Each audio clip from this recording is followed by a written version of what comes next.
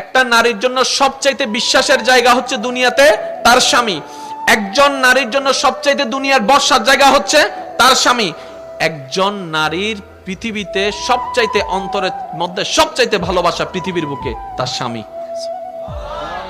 আর একটু জোরে। কোন একজন মেয়েকে জিজ্ঞেস করেছিল যে আপনি যাকে যাকে ভালোবাসেন একটু লিস্ট করেন। লিস্ট করার পরে ওনাকে বলা হলো যে আপনি এখান থেকে লিস্ট এখানে কাটতে থাকেন, কাকে কাকে আপনি ফেলে দিবেন। এভাবে কাটতে কাটতে কাটতে কাটতে কাটতে কাটতে এক সময় উনি সবার নাম কেটে দিলেন, স্বামীর নাম রেখে দিলেন। তো জগৎ প্রশ্ন করলো, আপনি এটা স্বামীর নাম রাখলেন কেন?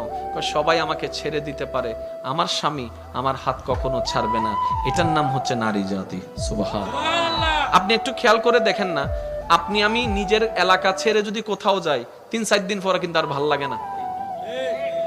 কথা বলেন। নিজের গ্রাম ছেড়ে গেলে অনেকে বিদেশ থেকে আসার পরে দেখবেন গ্রামে নামার পর আগে লম্বা করে নিঃশ্বাস নেই, এই যেন সে কোন প্রাণ খুঁজে পেয়েছে। গ্রামের সে মাটির গন্ধ তাকে অভিভূত করছে, গ্রামের সে চাচার চেহারা তাকে আনন্দিত করছে। ওই যে অনেকদিন দেখে নাই তো, যে যেখানে জন্ম হয় তার প্রতি একটা ভালোবাসা থাকে।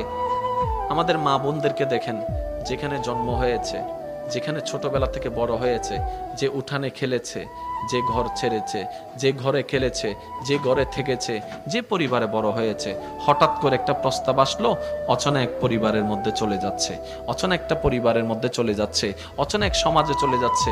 জীবনও কোনোদিন থাকে নাই সেই ঘরে, ওই ঘরে চলে যাচ্ছে। দেখে নাই কোনোদিন মানুষটাকে, ওই মানুষের ঘরে চলে যাচ্ছে।